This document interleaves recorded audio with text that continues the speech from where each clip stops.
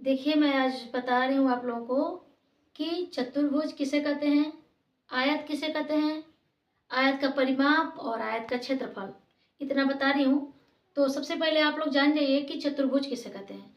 तो चतुर्भुज का ये उदाहरण बता रही हूँ, परिभाषा, कि चार भुजाओं से घिरी हुई आकृति को चतुर्भुज कहते हैं।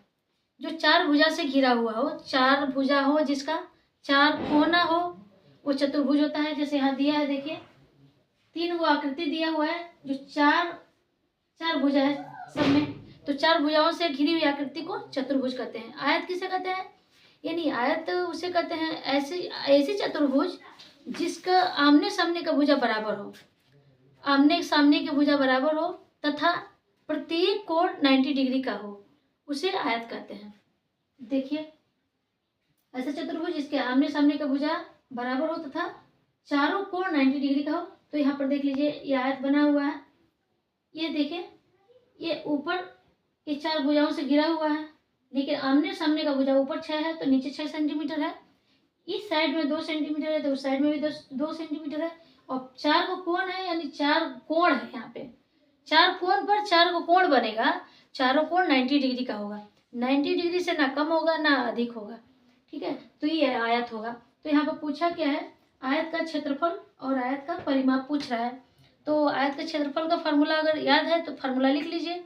तो सबसे पहले क्या लिखेंगे, यहाँ पर लिखेंगे आयत का क्षेत्रफल।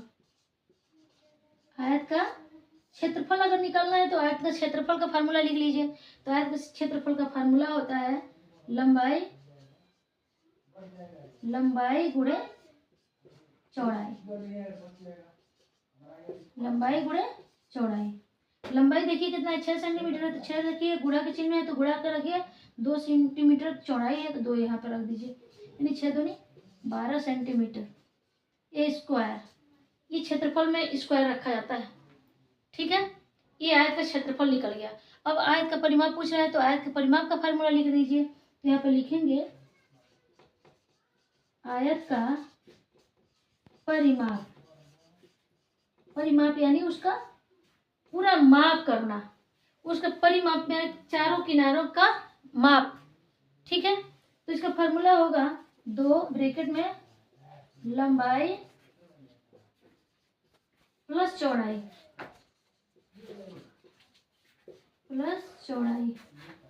ये देखिए, ये 2 है तो 2 रखिए, ब्रैकेट में लंबाई कितना है, लंबाई 6 सेंटीमीटर है तो 6 सेंटीमीटर होगा, प्लस चौड़ाई 2 सेंटीमीटर है तो 2 सेंटीमीटर होगा, ठीक है।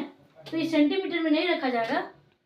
यहाँ पर क्या करेंगे, अब देखिए इसको बोर्ड मास के नियम के अनुसार लगाएंगे। बोर्ड मास के नियम में ये था कि ब्रैकेट के अंदर जो पहले दिया है तो पहले ब्रैकेट को तोड़ लेंगे, ब्रैकेट के अंदर को हल कर लेंगे। यहाँ 2 लिखिए, ब्रैकेट के अंदर है 6 प्लस 2, यानी 6 और 2 8।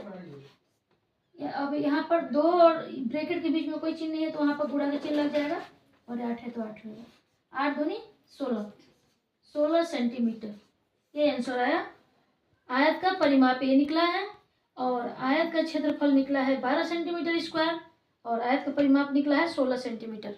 मेरी वीडियो अगर अच्छी लगे तो लाइक और सब्सक्राइब करिएगा। धन्यवाद।